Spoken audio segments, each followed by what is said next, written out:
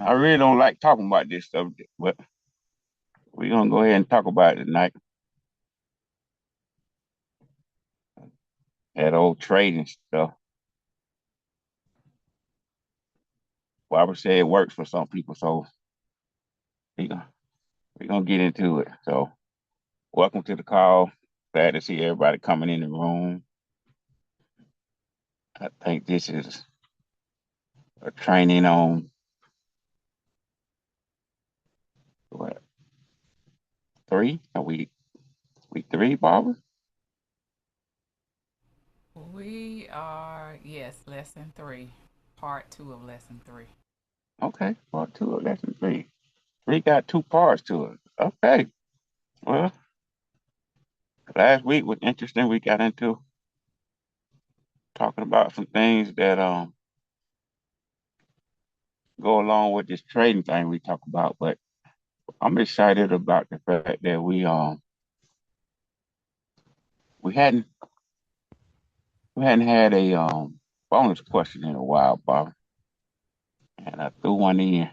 So I looking know. forward to looking forward to talking about that for some reason. But I'm gonna go to you before I mess around and forget to do what we're supposed to do, right? Well, let me turn the call over to you, and All you right. keep us in order. Here's our disclaimer for Futures and Commodities one-on-one trading group. Trading and investing carries a high level of risk. You could lose some or all of your investment. Trading commodities or any other financial instrument may not be suitable for all investors. Before deciding to trade, you should carefully consider your investment objectives, level of experience, and risk appetite. We accept no liability for any losses or damages you may incur. This means you alone are responsible for your actions in any trading or investing activities. All right. Very important. Thank you, Barbara. Very So I guess I would ask if I could lean on you again okay. All right. and cover the ever so important quizzes that we have. Yes, sir. So the first quiz is in order to trade in the futures market, a brokerage account is not necessary. You can buy and sell future contracts without it.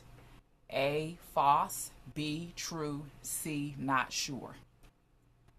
In order to trade in the futures market, a brokerage account is not necessary. You can buy and sell futures contracts without it. A, false. B, true. C, not sure. Who knows the answer?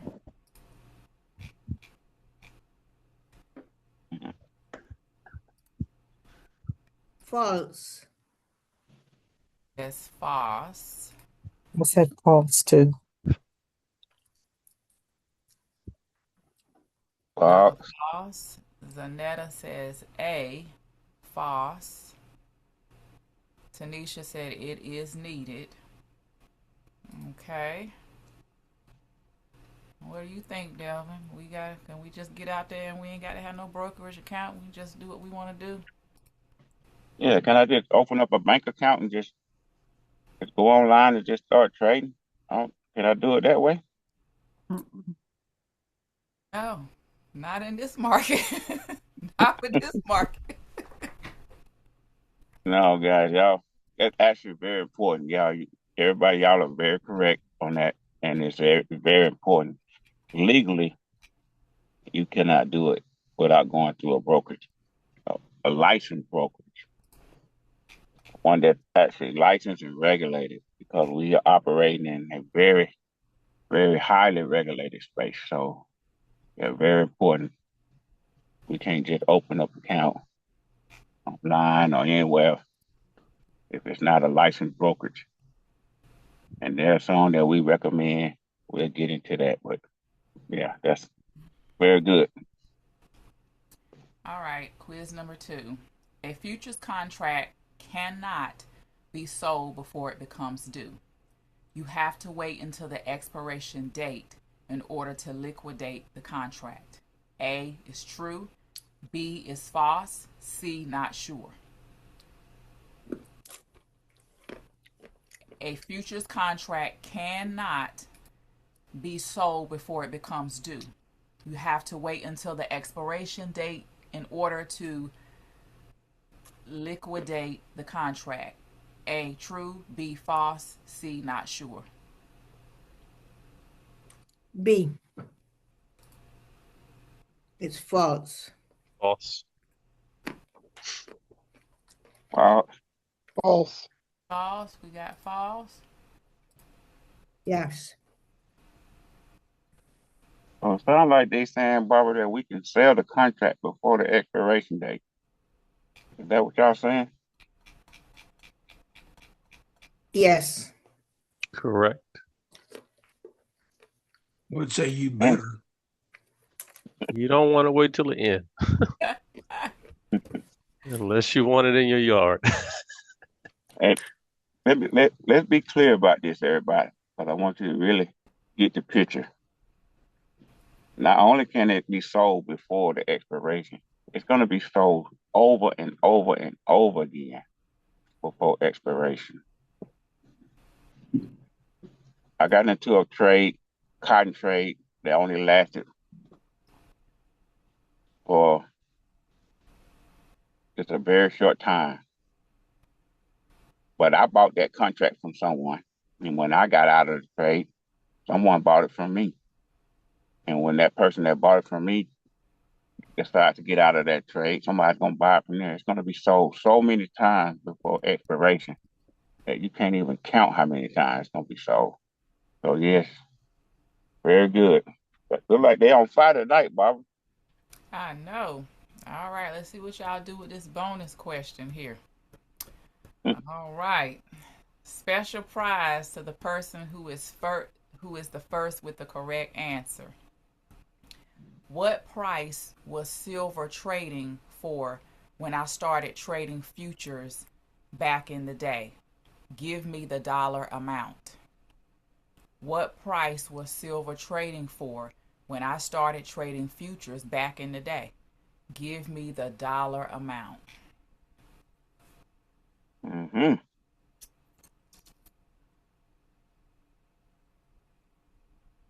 If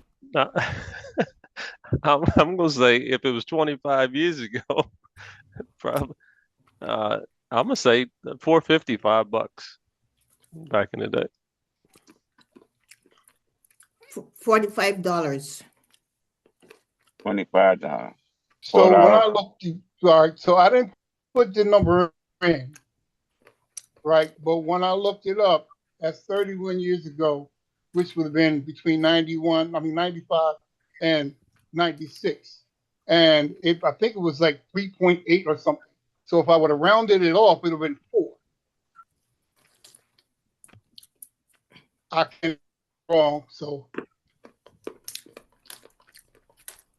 I'm loving it. I'm loving it. Anybody else got any answers? Somebody said, Tanisha said $4.31, $4.31 years ago. Somebody said $4.50. Somebody said $30. I don't know, where was it at, Delvin? Where was it at? Okay, so let's talk about this.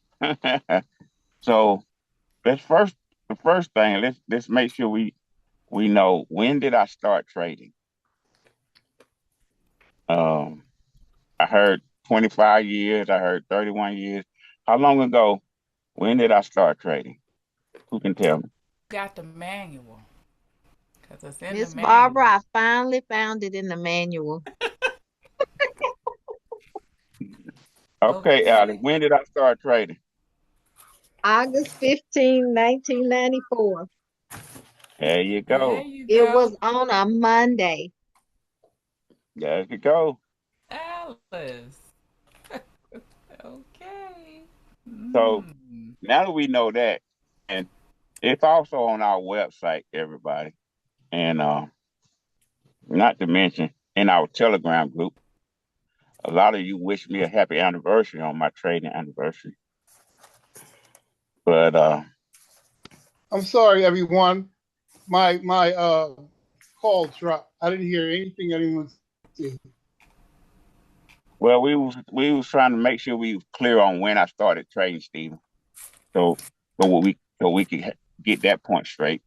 And Alice said she went and found it in the manual. Can you tell us again, Alice? August 15th on a Monday, 1994, in the manual. You want me to tell that too? It's on Hmm? page 240. Very good. So 31 years ago, August 15th, 1994, and silver was trading, it was fluctuating, going back and forth around $4 and $5. Okay. And when I asked that question, I wanted y'all to do a little research, a little work, because it was a bonus question.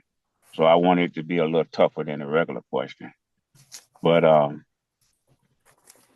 even what you said, Stephen, shortly after I started trading, you know, maybe about a year later, it went down to $3. But at the time, it was back and forth between $4 and $5. So the yeah, the dollar amount I wanted was what what John answered in the group and what Tanisha answered in the group, and it was 31 years ago, John, not 25. So I think Ouch, you got me. I think you might have been thinking about when I first started teaching. Yeah, I, it was 25 years at that time. yeah. Yeah. So actually, the prize was going to be $100 cash. And since you and Tanisha both gave me part of it, gave me both the answer that I was looking for, what we'll do is that y'all both split the $100. So $50 to John Cheatham and $50 to Tanisha Glasser. So we'll do it that way to have both winners. So um, I don't know why we didn't have more people try to get the answer, to answer the quiz, because worst case scenario, you just win, but you can't win if you don't answer. So yeah, take a shot at it. Hold on, It's wait a all second, Delvin. Did you say me and another person won? Tanisha and John Cheatham. I can't hear his name. I can't. Yeah, I said the price that you gave me was where it actually went down to after I started trading. Um, but I wish you would have posted that in the room at I can't. 380 All right, and hold round. on. I'm still having trouble. Mm,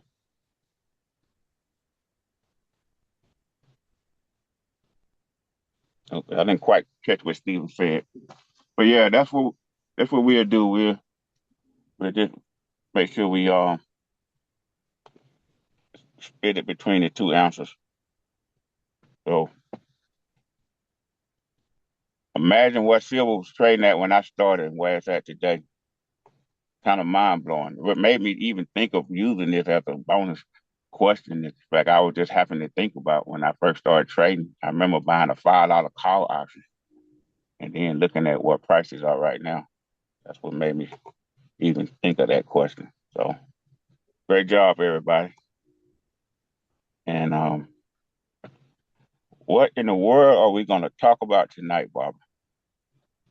Since you want to talk about the future market, what you got for us tonight?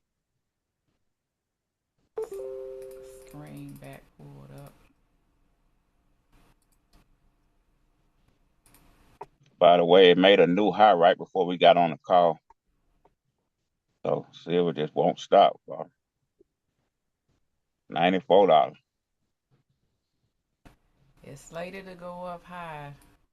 The Mm, metals, they are going up. You guys people unbelievable. keep an eye on them. Unbelievable. So what we gonna get into tonight, Barbara? You said we got part two of lesson three. Yes, I'm pulling my Okay. screen up now. It's getting slow. Hold on, let's see. All right. Lesson three, we used, when we was doing just our regular lessons and teaching the lessons, we used to always recommend people to watch a movie on lesson 3. And the movie that was all about trading commodities in the futures market. Anybody remember the name of that movie? Would you say No Limit movie? What was the name of it, Stephen? Was it No Limit? Limit Up. Yeah, Limit Up. There you go, Laura. Limit Up. I'm sorry, Yeah. I can hear you now. Okay. Limit Up. Yeah, that was a movie that we always used to recommend when it came around as homework for lesson 3, but we haven't done that in a while. So over to you, Barbara. Do we need to do some house cleaning first? Anybody Yes. you need? So this tonight's lesson is on the power of leverage. This is part 2 of lesson 3. This lesson can be found in lesson 3 in the Manual of Futures and Commodities 1-on-1. And we have a retreat coming up this April. We have a special guest, someone that has never appeared at the retreat before. You want to be at this retreat. Every retreat is worth coming to. What you learn there is worth the trip. What's taught there, the strategies, the secrets, more in-depth information. You don't get that necessarily on the Sunday night calls, but you get that in person. So it's amazing. I leave with a great takeaway every year that I go. It's never changed from that. And it's going to be April 30th through May 2nd. Tickets are $199, and you can purchase them through using a payment plan. So we do have that this year, and that's something new that we've never offered before, but we are offering that this year. So we recommend you come to Gilbert in the end of April. Come on.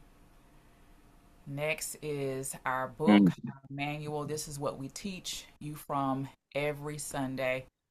Futures and Commodities 1-on-1. It's good to have a book to go by, but it's even better when you have someone to teach you out of that book.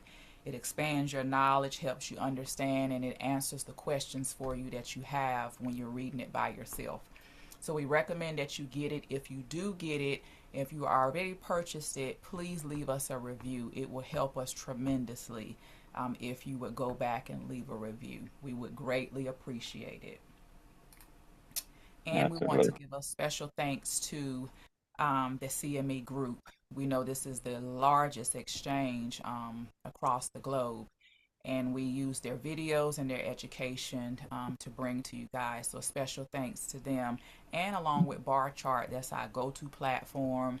Bar Chart is found on all the financial channels. That is the platform that they use in this marketplace. In the financial arena, and they provide great education and real lifetime commodity data as well. So, all right.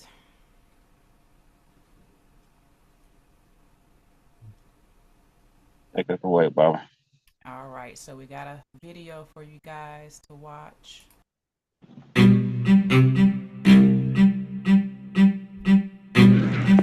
Companies large and small have to manage their risk in order to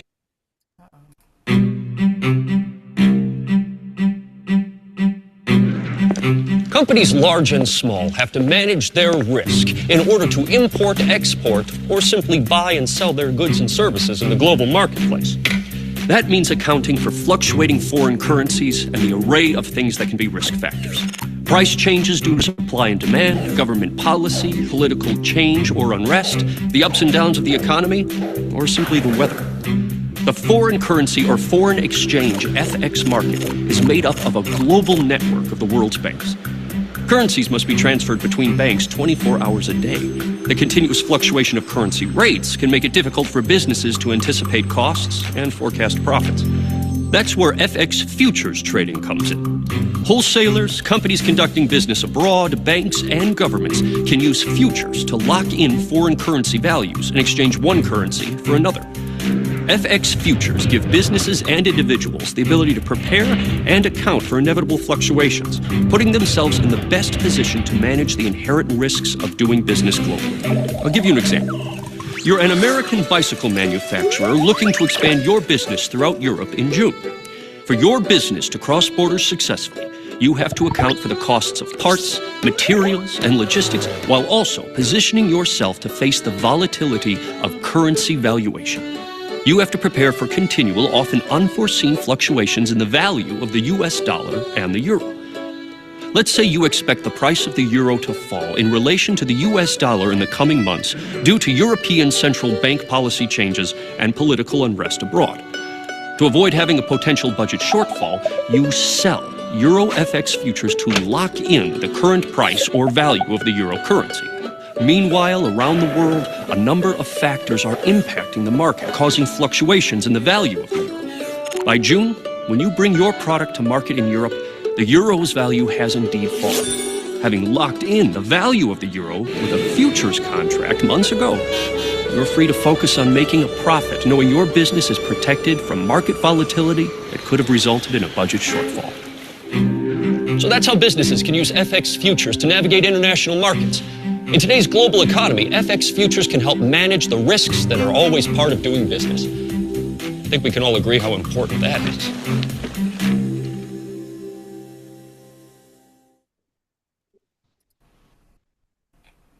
All right. Oh, wow. Johnny B. Yes, sir. Oh, we got a slide we need to talk about, man. But you got anything you want to touch on about that? Did that video speak to you at all? Well, absolutely. You know, yeah, it really kind of comes back to a trade you told me to get on one time that I missed out on. So, uh, no, we deal every day in a global market.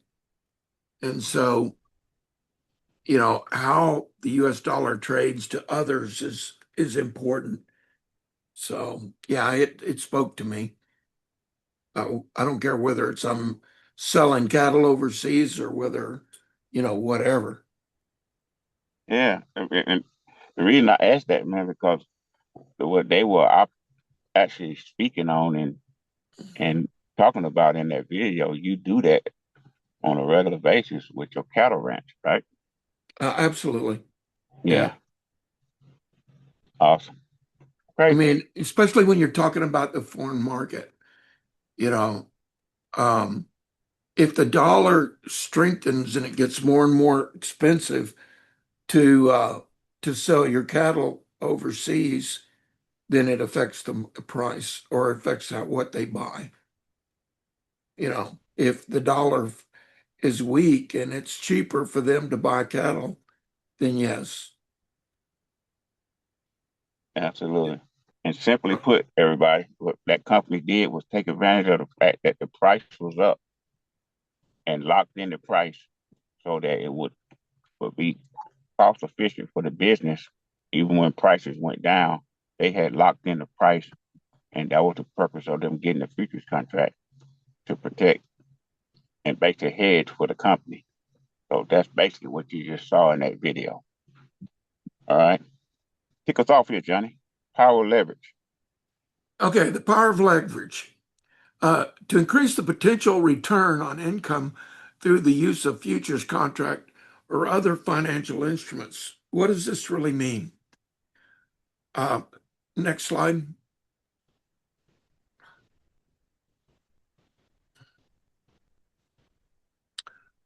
Okay,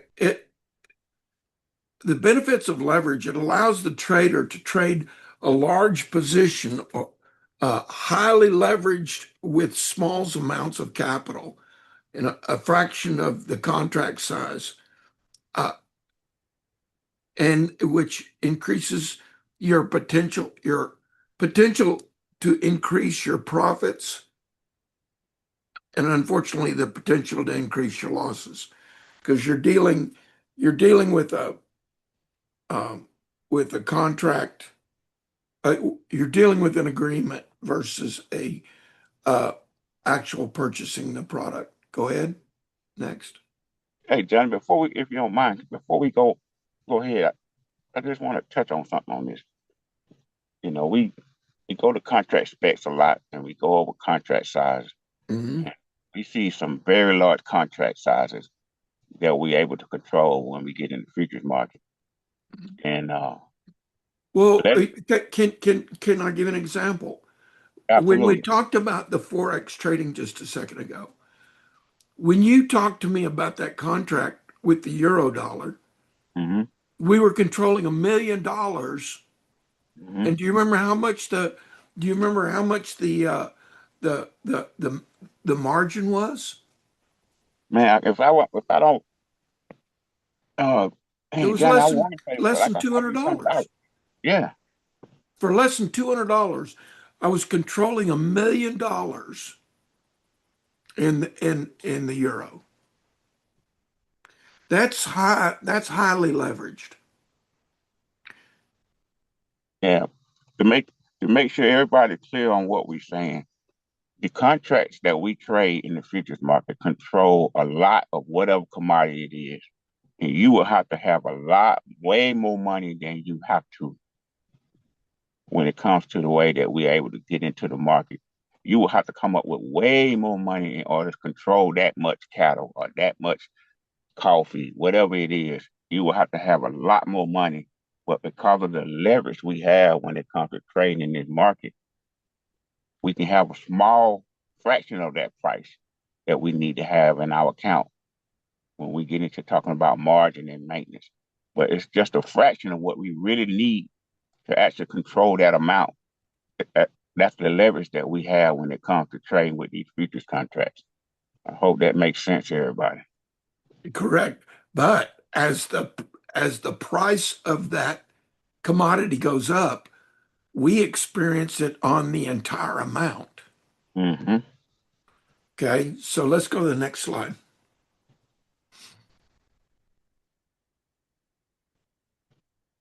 Okay, and so I mentioned it. The control factor is controlled through margin and maintenance. That's two components. One is how much you have to have in your account to get into that contract, and the other is the amount that you need to maintain in order to keep in that contract. We'll cover that more in detail. Next slide. You want to cover this? Absolutely. So, what is margin? Everybody just heard the word margin. Margin. Margin is basically a deposit that we have to put up, a deposit you need to have in order to enter into a futures contract. So it says here that the amount of money you must deposit into your trading account to open a position in the futures and commodities market. So you look up a commodity that you're looking at trading, you go to the contract specifications, and you see that it says the margin is $5,000. And then you see also that it says the maintenance also. But right now we're talking about the margin. That means you have to have $5,000 in your account in order to control whatever contract that commodity that is.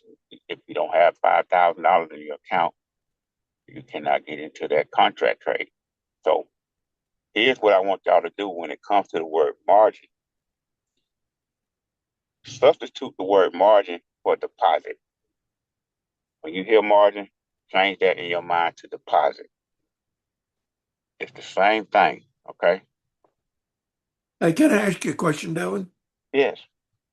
So if I have 5,000 in my account Hmm. and I get into a contract let's say it requires me $1,000. Hmm. Do they take that $1,000 away from me? Oh man, Johnny, that's a great question. That $1,000 basically. It's going to be unavailable to you while you're in the trade. Does Does that it make come sense? out of my account? Yeah, it goes into my account. Yeah, this is a good point, Johnny. Explain, talk to them about this. I'm glad you made this point.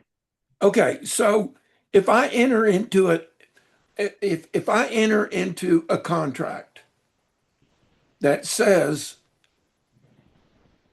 the I've got 5,000 in my account, and it says the margin is $1,000. Well, guess what? When I look into my account, that $1,000 is still sitting there. That's right. Okay. I haven't put up a penny. That's Okay. right.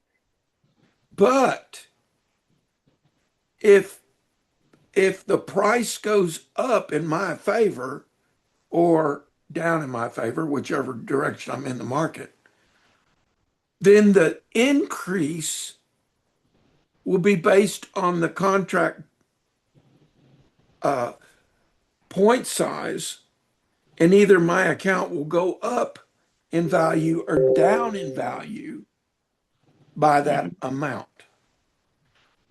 But the deposit still sits there, right? And that that's why I can't enter into another contract because I've already, you know, committed that money to another trade, or that thousand to another trade. All right. So let's And go you to know the what, Johnny? I want to say this too to make sure everybody clear and understand this point too. The margin may be $1,000 for you to get into the trade. Doesn't mean you're risking the $1,000 that you had to have to get into the trade. That's You, correct too. because we have rules that we follow to determine how much of that $1,000 you're going to be risking. You just need the $1,000 to be able to get into the trade. Right. Okay. Okay. Next slide. All right, the maintenance. Now this is what we're talking about. That if the price goes against you, as long as you maintain the maintenance amount, they're not going to come to you for any more money. All right. So this is the balance that you have to maintain in your account to make sure that you can stay in the trade. Hey Johnny, so an example for the margin. So let's give an example for the maintenance. So you had $1,000 margin you had to put up, and the maintenance may be 800. Right. Make sure you're clear on understanding that. That means that while you're in that trade, once your orders fill, while you're in that trade, your account doesn't need to go below the maintenance slash balance, which is how much? $800. Right. As long as your account doesn't go down to 790 or 799, you're able to stay in the trade. You have to maintain the balance while you're in that trade, though. Mhm. Okay, so let's give this example. I had 5,000 in my account. I got into a trade that I had a margin of 1,000, Mm-hmm. and and I have to maintain $800 in my account. Well, I got 5,000 in there. But if the trade goes against me and it starts reducing the amount that I have in my account, if it reduces below the point of the 800, then I'm going to have to either put more money in or get out of the account. So my question up front is, when I get into this trade, I had 5,000 in my account. I had to keep a balance of 800. If my account drops below $800, how much money have I lost in this trade so far? Can,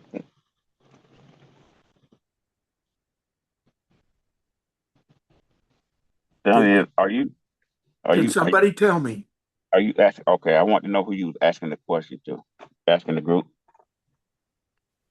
Can you Yeah. say it one more time? Okay. I had 5,000 in my account. All right. My margin was 1,000. My maintenance is 800. If I've dropped below 800 on this trade, how much money have I lost?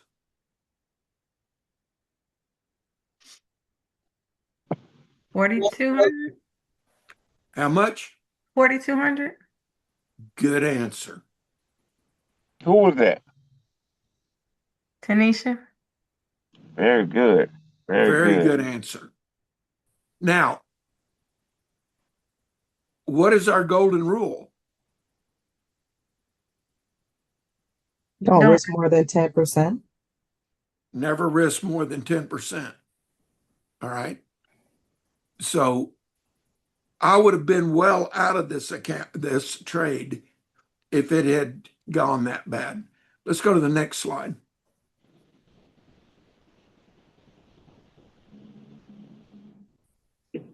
All right.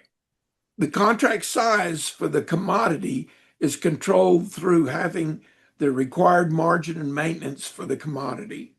Example, I can control 5,000 bushels of corn by having a margin of 1,072 and 975 with maintenance. Okay. Can somebody tell me what the price of corn is right now?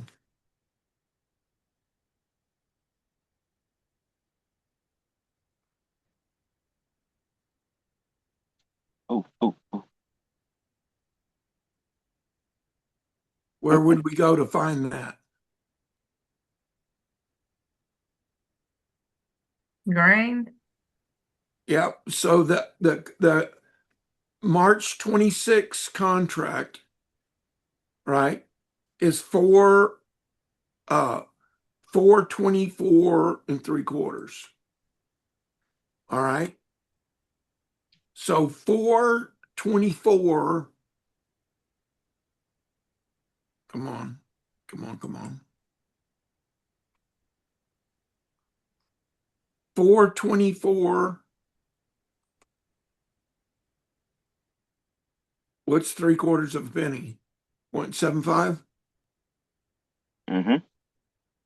times 5,000 bushels. That's 21,237. I don't need $21,237.50 to control this contract. I'm controlling it now with $975.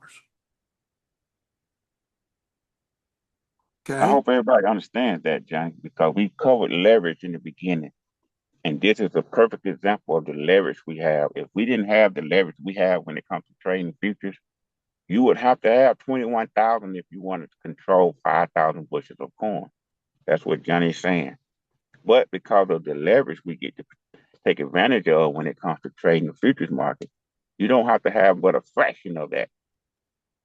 I hope everybody gets that. That's what we mean about the leverage that we have when it comes to the market. So if I'm not mistaken, the leverage would just have to be 975. There you Correct. go. Got it.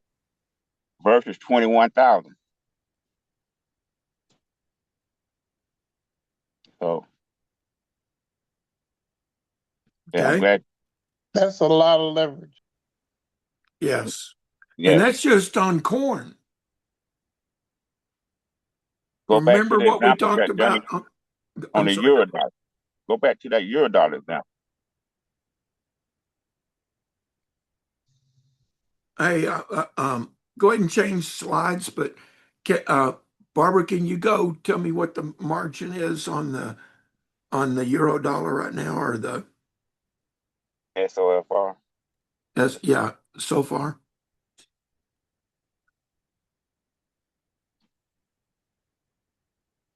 Next slide.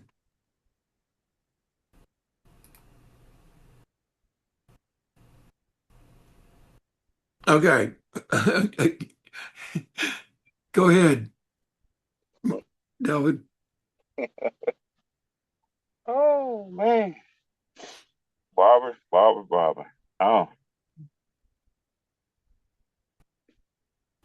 you know what? Now that I say that, Barbara, take this slide if you don't mind. Oh, well, what happens what happens when you don't have enough funds in your brokerage account? This is what happens. You get a margin call. You have the Oh, your margin. You can't enter the trade unless you have it, so they hold that. But it's your maintenance that really could cause you to get a margin call because it fluctuates, every day. Some markets are very volatile. They have large moves, big swings, when they're doing their trading hours. And if you don't maintain this, you're going to get this from your broker. And they're going to immediately want you to fund your account. They will start liquidating what you have. And then if they can't get their money that way, they will come after your everything you own. They will come and they will take your home from you if it comes to that point. But you have to pay them. They are very serious. oh my goodness. We kind of make fun of this, but this is deadly serious. Hmm. But Yeah. the reality is this is why it's so important for you to make sure you have your uh your your protection in, your stop loss. You never want to risk more than 10% of your holdings in your account. That way you're not at risk at this. You know, it Yeah. And technically you should never receive a margin call because you already got stopped out of the trade. Hmm. yeah, and you know what, guys? That like Johnny said, it's a serious notion, and I'm convinced that somebody somewhere at some point must have lost their house. It must have happened at least once in life. But the thing is, we want to make sure we never have to worry about this. We want to make sure we use and follow the rules to keep us from never having to be on what's called margin call. If I think you if you watch if we watch when we watch Limit Down or Limit Up mm-hmm, is the movie, you get to see that. right. That's what I was going to say. When Mm-hmm. Mortimer and them, at the end of the day, they said, you got to make this right. You know, well, sell their position on the floor, you know. Yeah, we got a couple movies where you get example of margin call, right? But here's Yeah. the thing: I've been there 3 times in my career, and I've been fortunate enough that every time I was on margin call, it wasn't for that much. Um, and It means you're making a wire transfer that afternoon. yeah, and the thing is, it's not. This is not like to implement fear or anything like this. To let you know that this is something that can happen to you, and especially if you uh, are trading and not following rules like I used to. And most important thing is just to know that we we always trade with a stop loss, right? And in cases where you don't trade with a stop loss, this is this is the consequences. And I've been there because of the consequences of me trading without a stop loss before. So just know that we have rules in place to keep us from going through this, but this is a real thing that you can experience. But Well, so he said, They can't repossess your signature. Oh, but yes, they can. Oh, Anyway, I'm sorry. Go ahead. Next and, slide. and and honestly, Johnny, a lot of people have kind of had an experience with this, even though I won't get into it. But a couple of years ago, some of you went through an experience with this, even though it wasn't like Oh, with actually, Chip, with absolutely. it wasn't direct, but you actually had an experience with it. So yeah. And then, John, I want to say this too to make sure we understand too. Now, if you if you're on in a trade that's going in that direction, you pretty much know that you're headed toward margin call. It's not something that's gonna sneak up on you and be a surprise. But if you would know if you're in a trade and it's going against you, because you know your account size, and if you are still in the trade, and you might even get a call from the broker to let you know that you are close or almost on margin call. So I don't want nobody to be alarmed about it, but just understand that this is something that can happen in the market. All right. Mr. John, I got the answer to your question for 3 month SOFR. The margin is $220, and the maintenance is $200. And the For contract. $200, you control Mm-hmm. $1 million in euros. Is that the contract size, Bob? The contract size is $25 per basis point. Now, that's the point value. What's the size of the contract? Contract size is $25 per basis point. Oh, Yeah. Yes. Now look at the Fed funds and tell me what the contract size is. And because the euro dollar was changed and not traded anymore, we won't be able to pull it up. But like Johnny said, it's controlling $1 million with a very small margin. And I won't bring the memory back up for Johnny, but try to get him to get in the trade with that.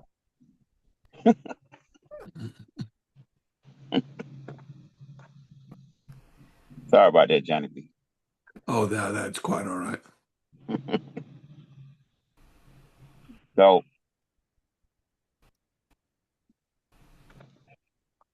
Well, The 30-day Fed funds. mhm. It is